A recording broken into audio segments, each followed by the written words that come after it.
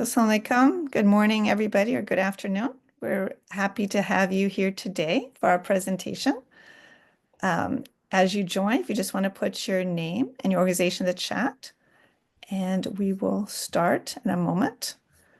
If you are here and you need ASL interpretation, we have Tamaje and Judy here, so please pin them on your screen.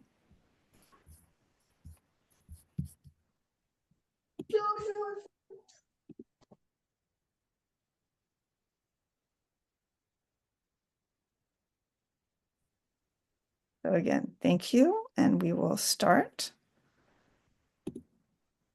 So, share.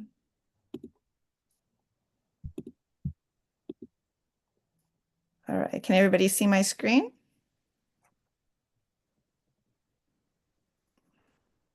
Yes. Okay. And I believe we're recording.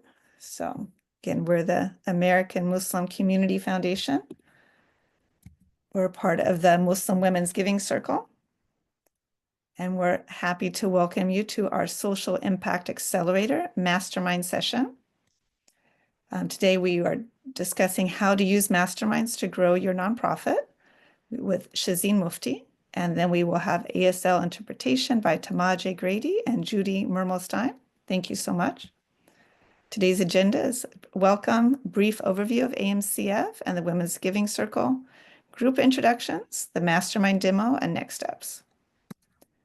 About AMCF, we are leading sustainable and strategic Muslim philanthropy for today and future generations. Our mission is cultivating donor giving and diversifying funding to advance charitable causes.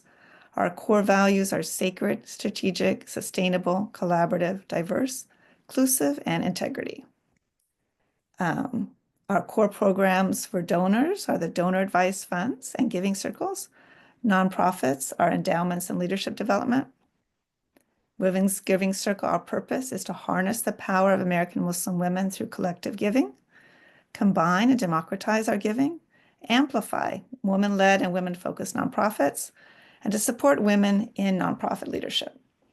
How it works with the Giving Circle is you join as a member with a donation of $5 or more, become a voting member with a donation of $35 or more, or $420 a year, nominate, members may nominate one eligible organization for funding, preference for nonprofits serving or led by American Muslim women, and voting members determine the top 5 organizations, listen to their pitch on decision day, and then choose the 3 finalists for funding. All nominees receive a 60-minute consult, a mention on AMCF social media, a highlight in our newsletter, connections, and opportunities to partner. Last year, our 2024 Giving Circle cycle collectively raised $15,000, mashallah. Our grantees were the Muslim Legal Fund of America, $7,500, Olive Community Services, $4,500, and Pillars of Peace at $3,000. And they were publicly announced at AMCF's annual symposium and award ceremony. To learn more about philanthropic giving, community resources, and education programs, Giving Circles at amuslimcf.org. Encourage you to share with your friends, family, and colleagues. Join us and learn more. Today, our mastermind host is Shazeen Mufti, an AMCS management consultant with over 20 years of experience leading local, national, international nonprofits. She's a coach and consultant to nonprofit executives, board member of Association of Fundraising Professionals Orange County, and the chair of the 2024 National Philanthropy Day event in Orange County. So now I will stop sharing, and we encourage everybody to share your name, title, organization, and affiliation with AMCF, if any. So we can, I guess I will. Why don't we start and then we can start. Yeah, so we want to start with Juhi Tahar, and then everybody just ping it the next person.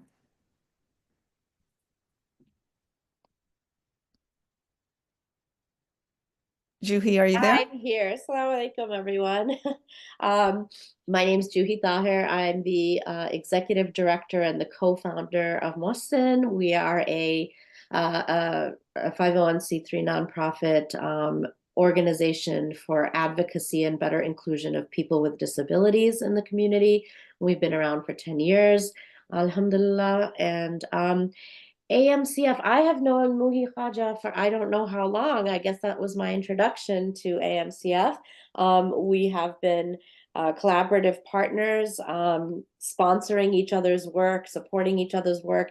And I know, mashallah, there are people with DAFs with AMCF who have supported us. And so we're extremely grateful for that. So nice to meet everyone.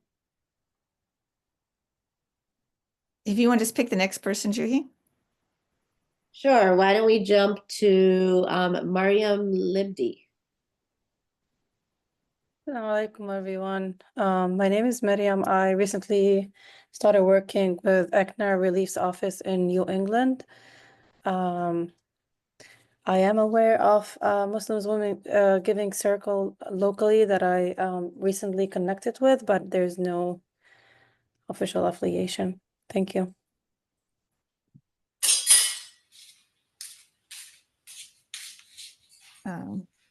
You want to go to Valerie? Shirley? Yes. Assalamu alaikum. This is Valerie Shirley. I am the executive director of the Minnesota Deaf Muslim community. I just recently learned about the Women's Giving Circle, and I literally yesterday just joined the Grapevine to become a member of that. And yeah, MDMC is an organization. We're a deaf advocacy organization ensuring effective access to education and other things for deaf Muslims and the deaf community in general. Oh, and I'm supposed to ping someone else. Salah Abu Muna. Assalamu alaikum wa rahmatullahi wa barakatuh. Can you guys hear me? All right, for sure. Yes. Thank you so much. I've been a longtime fan of AMCF. I'm here in San Francisco, California, where I have a few social impact initiatives. Casa Islam, where we're doing work in the Gambia and Kenya, as well as in San Francisco, where I live, fighting against systemic inequities in communities unbroken but scarred by systemic injustice, transforming pain into power, trauma into triumph at every opportunity, in addition to doing a lot of fundraising. And so I do some fundraising as a development worker and consultant here in the Bay Area and nationally. And am here just to kind of listen in and hear what's on the masterminds of these folks assembled. Thank you.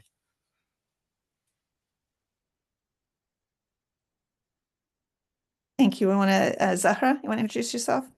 Sure. Hi, I'm Zahra Hassan. I am, I'm trying to remember all the prompts. So I'm a senior development manager at Candid. Candid is a nerdy data tech nonprofit. And so we provide like data and training for nonprofits to help them build capacity. And I'm also a member of the Giving Circle Leadership Circle. I will pass it to Nora. Oh, no, sorry. Nora said she is not able to come off mute. Ola?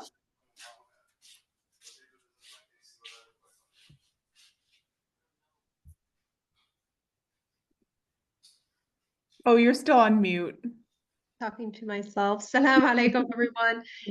My name is Ala Muhammad, and I'm the director of nonprofits here at AMCF. Really glad to be here, seeing some familiar faces and some new faces, and really just excited for the conversation to come. And I'm supposed to pick somebody. Esma?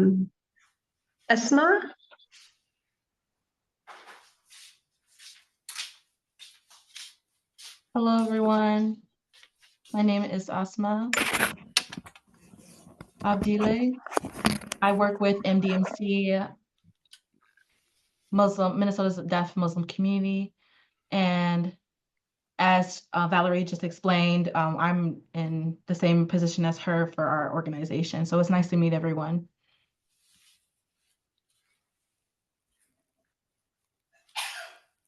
Okay, let me see who I want to pick next. I think Muhi, you haven't introduced yourself if you're there. Oh, sorry. Thank you. Salam, everyone. My name is Muhi. I am the co-founder of AMCF and just really excited to jump on for a little bit here and be part of the conversation. So I reside in Tampa, Florida, and yeah, just excited to be here.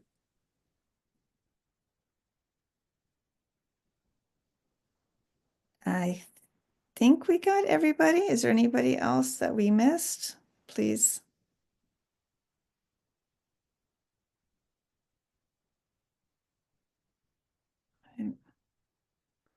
All right, so we'll let Shazeen take over. Assalamu alaikum, everyone. It's great to be in this space with you. We wanted to talk about our mastermind model that we're and present it to you. But what we wanted to let you know is this is going to be very iterative and based on the needs of the group. So as we present this model, talk about it, we'd love some feedback. And we're putting out a survey to understand what the needs and what the communities we want to create around it are. So give me a second, I will put up my screen. I will share my screen and we'll get started. Thanks.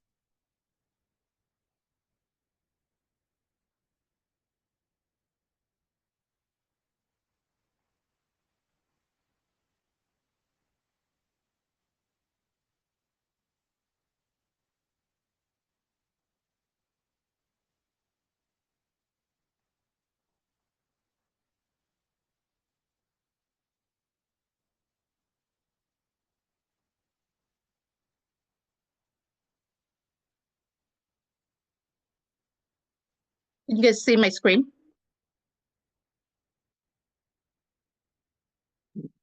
Not No. yet, Shazeen. Yeah. Okay.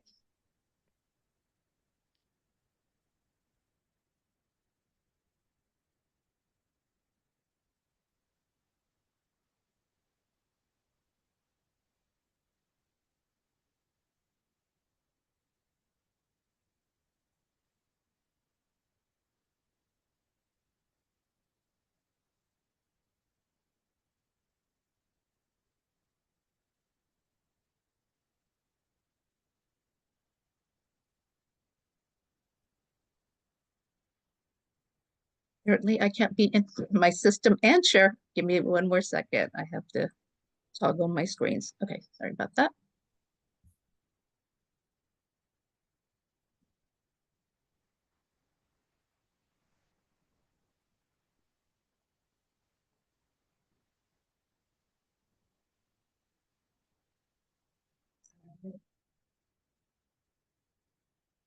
And just while we're getting ready, just a reminder for everybody, we are blessed to have two ASL interpreters at team today. So as you're responding to Shazeen, giving questions, please make sure to speak moderately so they have time to translate. And if you're in need of services, if you're joining us, please pin interpreter Judy or interpreter Tamaje. Thank you. Thank you. And let me know if you need me to change anything I'm doing. All right, so we're going to be talking about masterminds for nonprofit, but first we want to know what is a mastermind? Sorry, mastermind for nonprofit. So the term mastermind came from a personal development author, Napoleon Hill, who lived in the 1900s and studied successful people of his day, industrials like Andrew Carnegie, Henry Ford, and Charles Schwab. And he introduced the idea of a mastermind in his 1937 book, Think and Grow Rich. And if you're from the for-profit world and in business, it is kind of a standard of how to do business, how to grow your mindset around doing business and making money. So in the book, he talks about how the mastermind may be defined as a coordination of knowledge and effort in a spirit of harmony between two or more people for the attainment of a definite goal. So we want to talk about, oftentimes masterminds are used in business settings and entrepreneurial settings to really get people to think differently. And so want to talk about, there's a book called How Successful People Think, and it's by John C. Maxwell. And in it, he talks about many different types of thinking, right? Oftentimes we kind of define how we think or whatever particular type of thinking. But what he talks about is that we can all engage in different types of thinking. You know, and you can look into this book, but one of the things he mentions is about shared thinking, right? When you can think with other people, it raises your level of thinking. And so you consider things in a collective format, which we're all about collective giving, we're all about collective impact. How can we then share collective thinking to raise our own thinking, but also grow our nonprofits? So as we said, the purpose of a mastermind group is to help members solve problems, grow, and achieve their goals by providing support, accountability, and feedback. Sometimes they're called peer advisory groups. Sometimes they're called roundtables. So even if you've seen them in different formats, they're there to help participants grow. And where we really thought about doing this in our format is during our Women's Giving Circle, when we came together in our what we call our deliberation day. Even though the groups that were coming together, they were, you know, they were competing for the same amount of you know, one group of funds that we had, but in that they really saw the value not only of you know, being able to get the grant, but what the value they found in each other and the conversations they were having and communicating with each other. And that's kind of what sparked our idea of creating this mastermind group, of seeing the group coming together in the Women's Giving Circle and really learning from each other and the experiences that they had. Some were newer leaders, some were you know, seasoned leaders, but really they were like sharing information and tell me more about your program and, oh, how did you do this? And it really was that spark of what we could do with the mastermind at AMCF. Within the Women's Giving Circle, but we thought, wow, this is a really great idea. And we're part of that. If we're really there as that nonprofit funder philanthropy ecosystem, how can we use this model to where we're not just training out, that we're learning from the community ourselves? So that really was the spark of that idea. And I will ask you a little later on if any of you have experienced other mastermind groups. So some of the benefits that we were talked about, it really can help members achieve more than they could on their own, because you really have this sounding board, this feedback loop of people who have either done it before or are looking at new ways to do something that you've already done. Mastermind groups can help members feel less lonely and raise their game. And I know that, like, you know, I would have loved a model like this when I was very young in nonprofit. You know, we all feel so siloed, the organizations that we work in, and oftentimes we're, you know, sometimes the only one doing what we're doing, and we're new to doing it.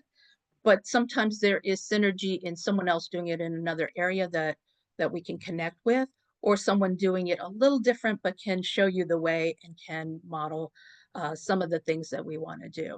And of course, it's a great way for members to maintain progress on their goals. Once you share out, like, this is what I'm trying to do for the year, which we'll get to in just a moment, you know, we kind of hold you accountable to that. Say, hey, Lisa, you said, you know, you want to accomplish this. Where are you on that goal, right? And I find usually there's a reason. If you're not accomplishing your goals, there's a reason for it. And that's something that the group can help with, right? You know, what are your roadblocks? What are your challenges? You know, sometimes, often those of us who've been in this field for a while, we have faced the same challenge. You're just facing it in a different way. So we can assist you with that.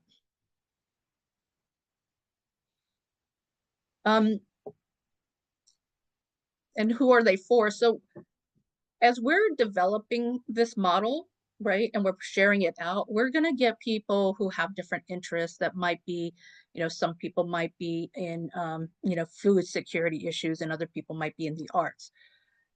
There's value in having people at the same table, but then there's also value in having similar types of organization together. So again, this is, we're creating it, and we really want to see what the community wants and needs, and respond to that. So we have some general guidelines, but then we're open to see who is interested in this model, who shows up, and what kind of groups we will create.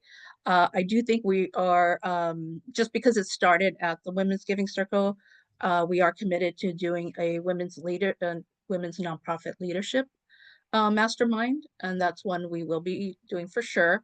Then we're going to be opening up others that are, more co-ed and things like that, based on the subject areas that people are interested in, right? So like I said, there could be people in, oftentimes you see this at the executive director level, right?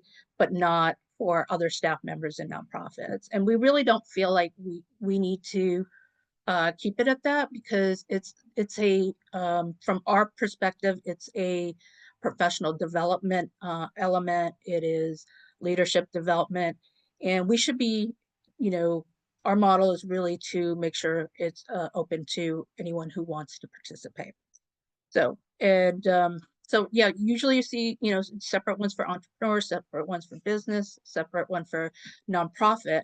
But we're completely open to people being in a mastermind group if they're not in the field, but we're learning from them. So this is kind of how it works. We meet regularly, and that's a really important part, right? Some people think they can be part of a mastermind group and just show up whenever, but the real value is, to make sure you show up and you share your ideas, get the feedback. It's important to provide support, right? We get a lot from the process, but oftentimes we, need to have that exchange where we're giving. Even if you're young, in nonprofit, you're new to it, oftentimes, even those of us who've been in the field for a very long time learn so much from people that are newer in the field, because we can see newer ways of doing things. I won't limit it just to technology and social media, but sometimes we think very differently, and in nonprofits, sometimes we don't, we keep doing things the way that they've been done. But there's so much value in having different perspectives. People that are newer in the field can really help and shape how we do things differently. So it's important. Of course, we brainstorm on ideas and get outside perspectives on our own organizations, and then sharing the work, right? Members share what they're doing, what's worked for them. Oftentimes I remember being in a group and someone was looking for a marketing, person. Like, do you know someone who can do this? So it's like, oh, this has worked for us, right? Oh, we've tried these elements, and, even if it's a vendor you use or things like that, there's all sorts of conversations, and it usually is the group that kind of decides what they want to talk about. One of the things that we like to do is, when we have a regular group, is that we choose one or two people who are going to go the next time, and we ask them questions, and they answer, and they provide the answers for the group. Like, this is the challenge I'm facing. This is how I've tried to address it, but it's not working, right? I need support in helping me address this question. And we get that before the next session, so people can look at it and think about it. And then when we come back into the thing, what we do is we ask questions around it, right? So we say, hey, I know you said you tried this, but why didn't it work for you? Why do you feel it didn't work for you? So you're really getting like a little bit in depth, and it's a group, and then we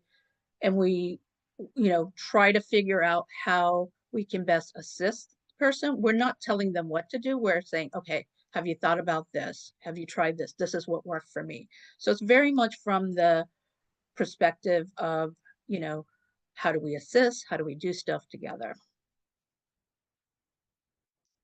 So why are we doing this, right? Yes, mastermind, you know, maybe you're convinced of the idea, but how is it that it's going to assist the work that we do? So I wanted to give you a little background on that. So we all in our ways are part of the social change ecosystem, right? I don't think anyone is involved in nonprofit work without wanting to make significant changes, especially in these days and times, right? And so in order to, you know, want to share this model that we created a few years ago on what change looks like, right? What does it look like? Because oftentimes we want to change the world, we want to change all the policies and practices, but change starts from within, right? And it's how we see things, is how we think around things that then creates a greater change. And so this is just a little quick model. I'm sure you've seen it, different aspects of it, different places, but we really want to start with, you know, how we look at things, how we train ourselves, our awareness starts with our own behavioral change. If we want to see change reflected in the world, we need to start with ourselves. It's understanding our concepts better. It's understanding resources better. It's understanding how we can take part in those resources that will change the element in us that then creates the larger social change we want to do. And that starts with awareness and behavioral change, right? As I say, in our nonprofit world, sometimes we just have to look at a opportunity differently, and it opens up different ways for us to address it, right? So this model talks about, yes, we always want to be going up this, you know, the social change ladder or ecosystem, but then there's a lot of learning and development. So you're always going back and forth, right? It's not a one way, you know, it's a spiral sometimes where, you know, they talk, you know, in the self-help world, they talk about new level, same devil. Oftentimes we, in order to achieve things at the next level, we have to go back and say, okay, how can I look at this differently? How can I address it? So we really want to give that, right? And then what you do at the individual level affects your, you know, how you interact with people, right? How do you build your interpersonal skills, your group relations? And then that leads to organizational change. And that's change in governance, policies, and procedures. And that leads then to community change, which influences networks, social mobilization, and then advocacy, and then the real public policy change that we all want to see happen in our communities. So again, so this is just a model. We'll refer back to it in many of our trainings, just because it's like how, you know, what do we need to learn as an individual, as a collective, that helps us change, right? The systems that we're trying to change. And that's the opportunity right now, right? We all wondering why we're going through some of the issues that we're going through. But it's just, you know, I will tell you, we're in a time where it's about institutional change, right? And the structures that we have created as a society as a whole are changing, right? And how do we be part of what we want to create, right? And not say, hey, this needs to be fixed. How do we engage in the fixing, right? That is the work we're all in different levels. It doesn't matter where you are in this social change ecosystem.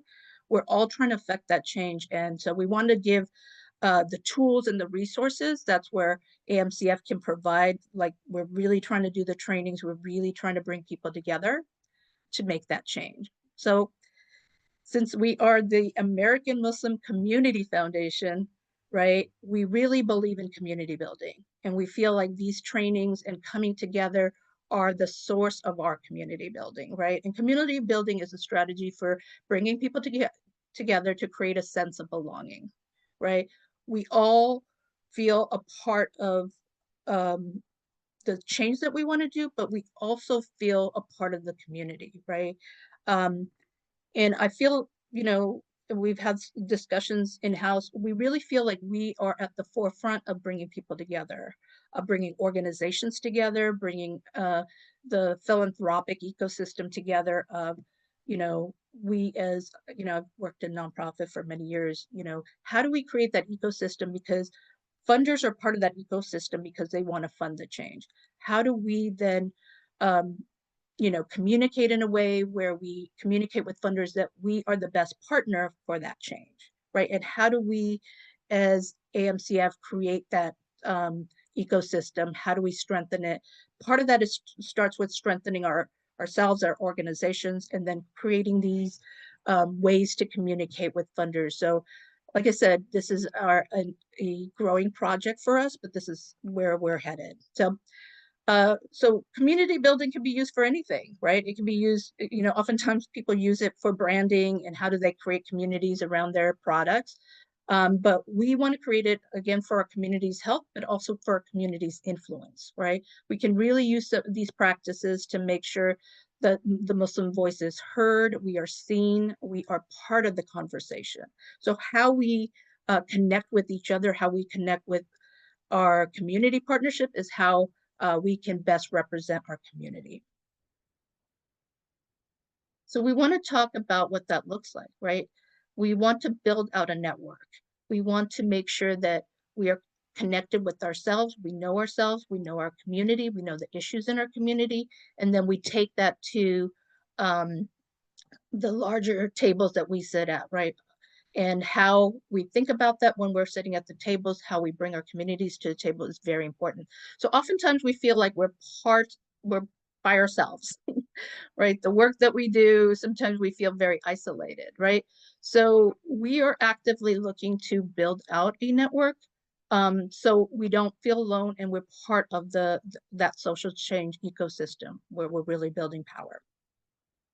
That includes our businesses, that includes elected officials, that includes established leaders, that includes individuals interested in the work, that includes emerging leaders and media outlets, and that includes funders, right? So we want to bring people together from these perspectives with the, you know, with the mastermind, but then also with the work that we're doing to build community, right? We want to be what we call that connective tissue, right? And that's where we are engaging in these conversations. We're trying to bring all these different elements together so we can create a vibrant Muslim community in America. And so that's the work that we do. And like I said, the masterminds are part of that because as we grow that out and we're connected, those small networks leads to larger networks in the community and in what I call the mainstream community and making sure our voice is heard. Okay, so I wanted to talk about, I mentioned this a little earlier, like who is a leader? Like everyone in this room is a leader, right? And we believe, and it's not, you know, oftentimes we think leadership is at, you know, the executive level, but we believe in leadership at all levels. So anyone can engage, anyone can, you know, engage in leadership development. We're always in the process of building leaders, right? I wanted to talk about our framework and how we, you know, leadership is the core, but we're always looking to cultivate inclusion, increase diversity, build equity, and improve access in the work that we do. And that's called our ideal framework, right? Bringing those things together, but leadership is at the base and the core of what we do and how we want to reach out and make sure that, you know, we're building equitable solutions to the inequities that we see in society and within the work that we do. So an important thing, and this is from Tom Peters, who's a management expert, leaders don't create followers, they create more leaders, right? So we always want to have that in mind when we're having our discussion, when we are building out our programming, how can we engage with everyone, right? I find, you know, when I first started out, I know, you know, the models of leadership was whoever was on the top of an organization, not everyone within an organization. So as we're looking at things, as we're having these conversations, we want to make sure that we engage from a place of strength and that we're always looking to build our leadership within our organizations and within our community. So then I wanted to talk about some community guidelines, and that's something we're actually going to establish together as we develop the masterminds, right? So we want to make sure we treat members equally, regardless of their background or their identity. We want to resist the urge to give advice or tell people what to do, and we ask questions instead. And then we recognize that everyone has something valuable to share and make space for everyone to speak. So oftentimes, especially in interfaith communities and things like that, we always hear about the golden rule. You want to treat others as you would want to be treated. But the reality is that is only from our own perspective, right? We need to treat, like, I don't want someone who doesn't understand me to treat me how they see the world, right? If you are part of a privileged class, you think I have the privilege, you do, right? So when you treat someone how they want to be treated and you understand where they're at, that leads to better communication. So as we're developing these groups, we want to remember that, that in a diverse world, the platinum rule replaces the golden rule, where we treat people how they want to be treated, not how we think they should be treated. Additional guidelines. We ask that you take time to listen before you speak and wait for everyone to have a turn before speaking. This creates an environment where people feel safe and in sharing their viewpoints. The other thing I wanted to share out is, because this is kind of an intro to the work we're going to be doing in masterminds, when we actually engage in individual masterminds, they will not be recorded. So this is recorded because that gives us a safe space for people to share their views, and especially if they're sharing about things that are going on in their organization. We don't, we want to make sure we keep that confidentiality. So once we join the group, that will be part of our value structure of making sure that what gets said in the room stays in the room, right? And for that reason, we will not be recording those. So you can participate if you show up. We will have general trainings, of course, and around certain subjects that come out of these masterminds, and we'll share that out. But the conversation, especially when people are on the hot seat, will not be shared in a recording. So I want to take a few minutes and have you guys reflect on these things and then share back out. So I want to know what kind of community do you want to cultivate, right? What are the values you want to bring to the table? What do you stand for and what's important to you?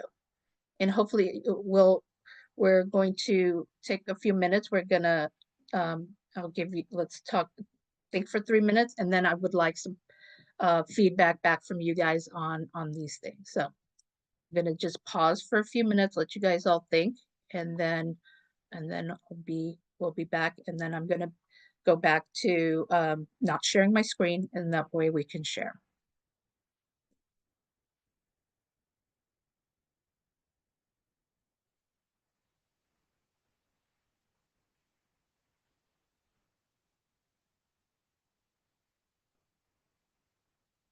Actually, Shazine, if it doesn't bother anyone, do you mind keeping that slide up just to remember the Sure. questions that you had?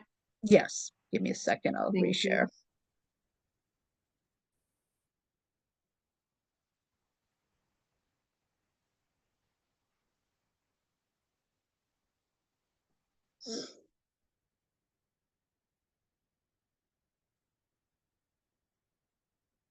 Like I should have some music playing.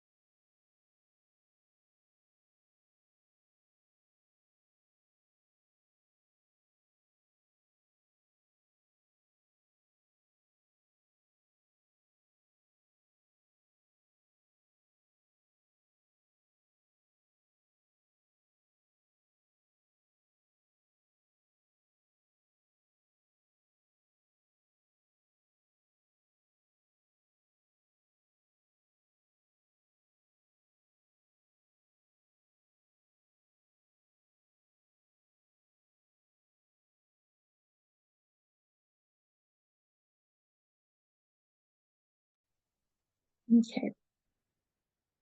I am going to stop sharing so people, and if you can come on screen, that's fine. Or if you can't come on, I understand. I know people are trying to do a few different things, but if I can have, does anyone want to raise their hand who wants to share?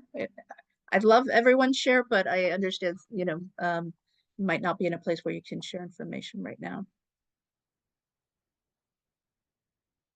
And I will pick people if I. Zara, would you like to share? Sure. I think it would be great for this to be a space where we can have like frank discussions, whether it's about professional development stuff and just talk through like resources that are out there, because there's so much knowledge and wisdom in this group that we could tap into. So that would be really awesome to see. Great, thank you. And you were a part of that original discussion on the decision day, right? And did you feel like you felt that in that room? Yeah, I think so. And if we had like a dedicated space for that, that would be so cool, because I think there it just organically happened, but this way it would be like a continuous stream of like bouncing ideas off of each other and things like that. So this would be a really awesome space to have.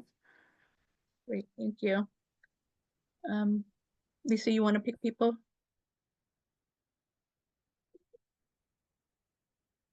Valerie, can you share? Are you able to share?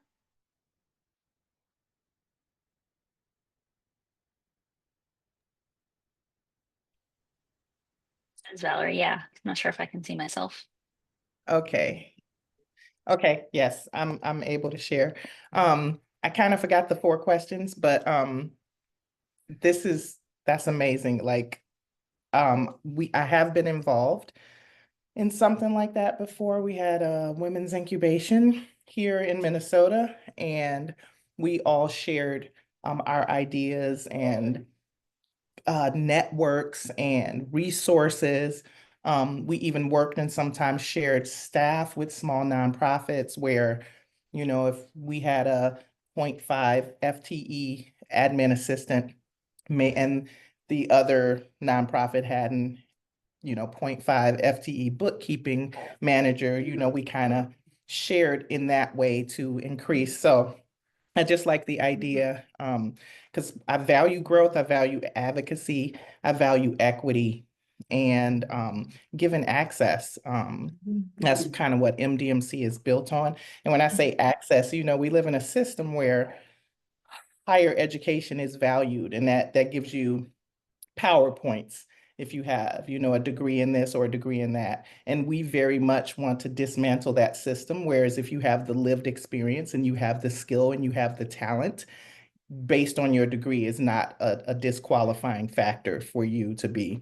And so that's what I want to share. Thank you, thank you.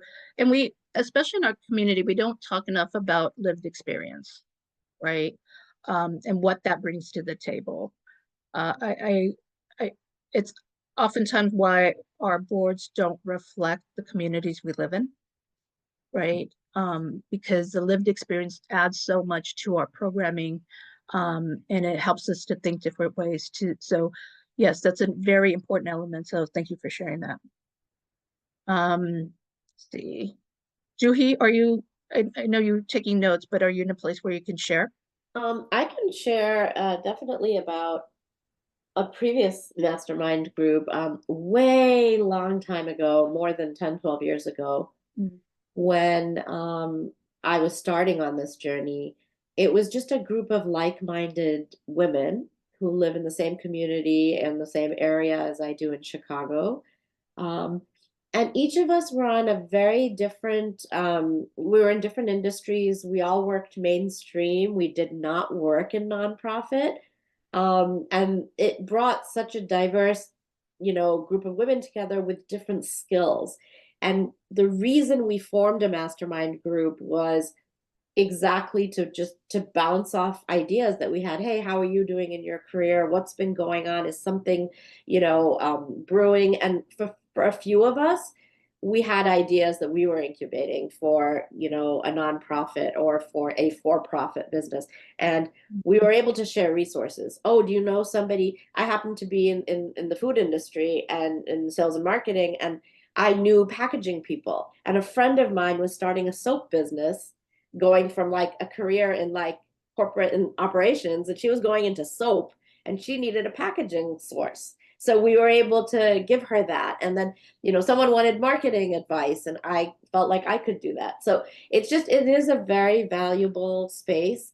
I think the number one thing is, I mean, we did it in person back then, but having that camaraderie and having that understanding with the people in the room. And I think that's what's key, and understanding that we're all here very open to learning, no matter, where we are in our journey. So this is something that I think is valuable, and definitely having that. I mean, we actually had an NDA that we signed. We actually had a confidentiality clause that we signed. And I'm just saying that because there were new businesses brewing. There was someone who was already in business, and she wanted to show us her brand, her logo, her strategy, and she didn't want it shared. She didn't want it out there. So that was really important to build trust. So I just wanted to mention that. Yes, thank you. Thank you for sharing that. I mean, and that's what I'm saying. We have so much wisdom in the room right now, and as we develop and new people come in, and yes, I think that's essential, and that's like what we said. That's why they won't be recorded, because we don't know where recordings end up. So we do want to create that safe space, and we will take that. Definitely. I think it would be good if we can sign the confidentiality agreement that. And not to share, right? Because that is important as well. So thank you. Really appreciated that. And I'll take a couple more, and then we'll talk about a different subject. Yeah, if people want to share in the chat anything, if they aren't able to come on camera, any responses in chat would be great as well. Oftentimes we don't know some of the demographics in our own community, right? One of the demographics, Muslims give a lot, we give a lot of money, but we also have the poorest community, right, in our community. So how do we leverage what we have as a community, but also address the core issues of our community? And when we are at tables, how do we create some partnerships where we're always informing mainstream community what the challenges we face as a Muslim community, right? Some of the areas we work in, there are government funds, there are foundation funds, right? But do we know how to access those, right? And that's where this space can be very beneficial, right? Understanding that some of the strategies other members have taken, how they created partnerships, how they created strategies within their own community. So with that, I'll leave it at that. Does anyone else want to share anything that we discussed?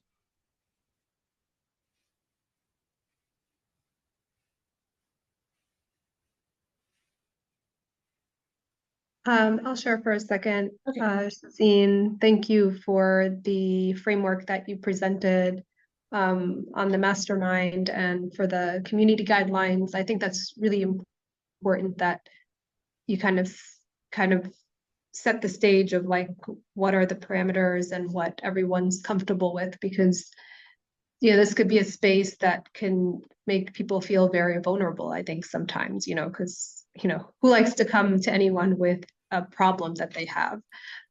So when I think of like what I'd love to see in this space is kind of just establishing that connection and that relationship with each other. And I agree with you 100% that one of the challenges there is consistency. Like you don't know if you're going to get the same group every time. Ideally, you get a lot of repeat faces so you can establish that comfortability in the group.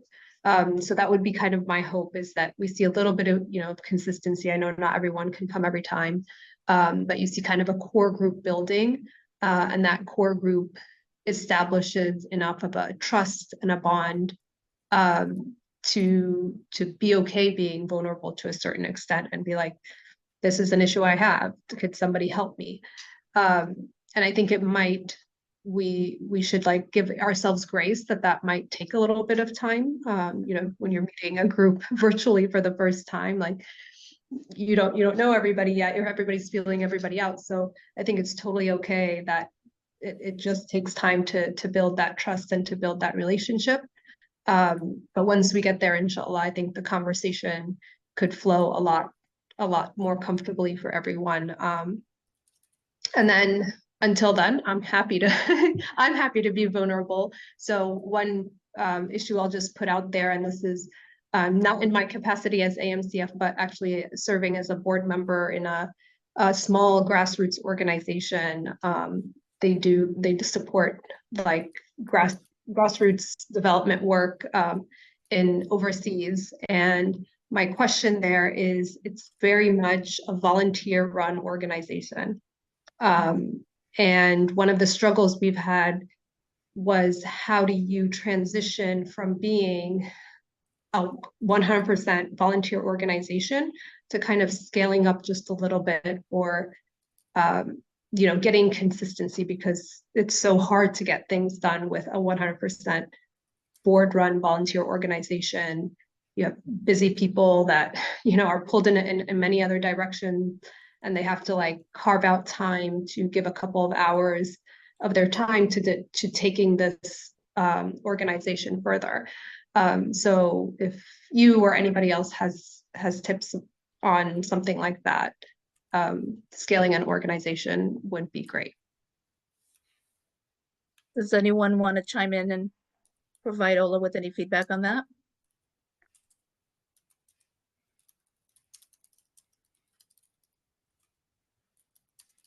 So what I find in especially startups, small grassroots organizations, Ola, is if you give someone a defined role, we create job descriptions for employees, but oftentimes we don't do that for volunteer, and it pretty much is a a job, sometimes a part-time, sometimes more.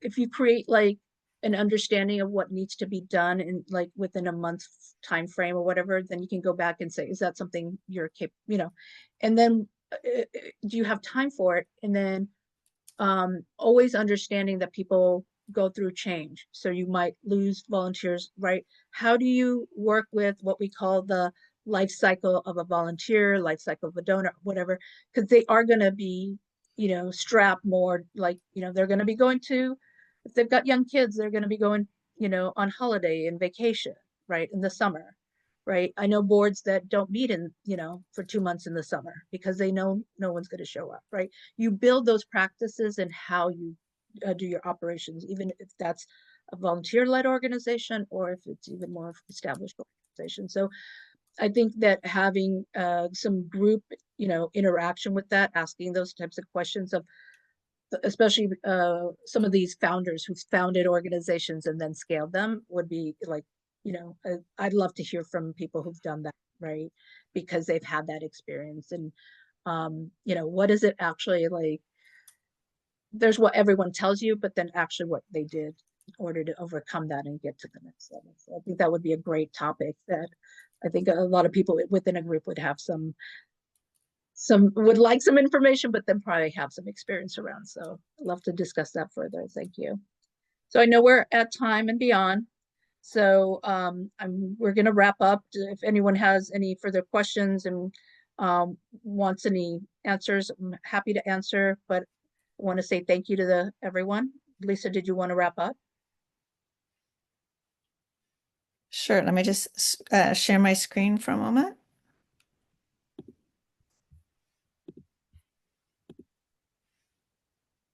You can see the screen.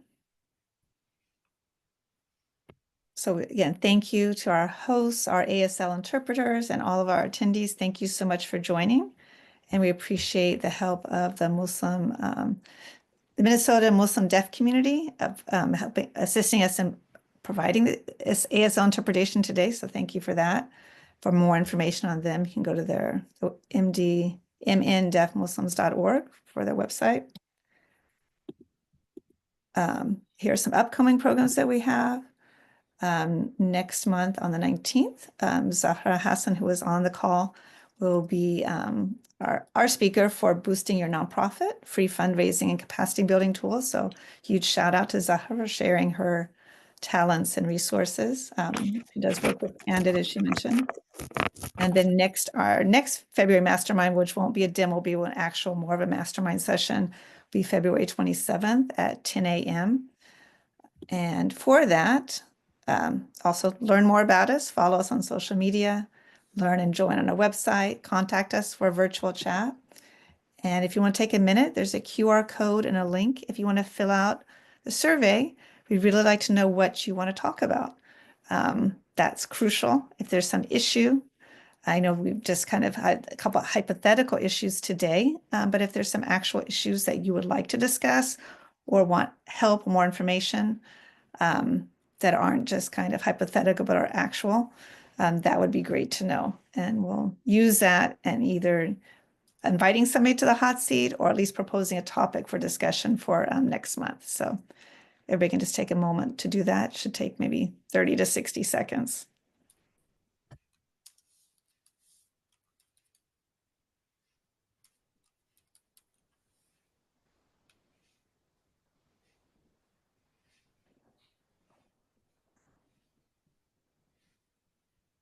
So I'll leave it on the screen and hopefully you can fill out the survey right now so you don't forget about it later. And also, if you're free to unmute or put in the chat if you do have any follow-up questions or things you would like to talk about as we're just wrapping up.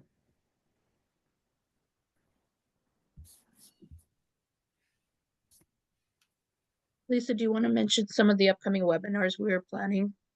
Sure. So February, as we noticed, we'll be having Zahra. In March, we are partnering with Olive Community Services, one of our nominees from the 2024 Giving Circle cycle. They will be doing a workshop or talk on including elders in our community spaces. Some tips for that. In April, we will be having Muslim Legal Fund of America, kind of based on, this was from our conversations in the fall, but even more crucial as with the new administration and all of the things going on, how to be compliant as a nonprofit. We'll be doing a two-part workshop, April 9th and April 16th, one focusing on domestic compliance as one focusing more on global and making sure that you're in compliance when you are working or providing services overseas in regards to American laws. So that'll be in April. And then in July, one of our Giving Circle members, Noshina Hussein, will be sharing information about famous Muslim female philanthropists throughout time. So there's been a number of amazing women, Muslim women who have philanthropy that aren't necessarily known about in the community. So we want to kind of highlight those historical as well as modern day American Muslim women doing great things in philanthropy. So that's on the agenda for July. And we're continuing to talk with amazing people in the community to bringing more of those resources and information to all of you and to all of us as we grow our community, really leaning in. There's a lot of amazing American Muslims doing great work, and we would love to know about all of it and share that with you. So that's what's on the agenda as we continue to grow and expand the community in AMCF. Thank you, everyone. Yeah. All right, so I'll go ahead and stop sharing. Hopefully you had time to do that. And I will stop recording as well. Thank you. If you wanted to hang on, if you had a question or something for Shazeen, but otherwise have a blessed rest of your morning or afternoon, depending on where you are. Thank you so much.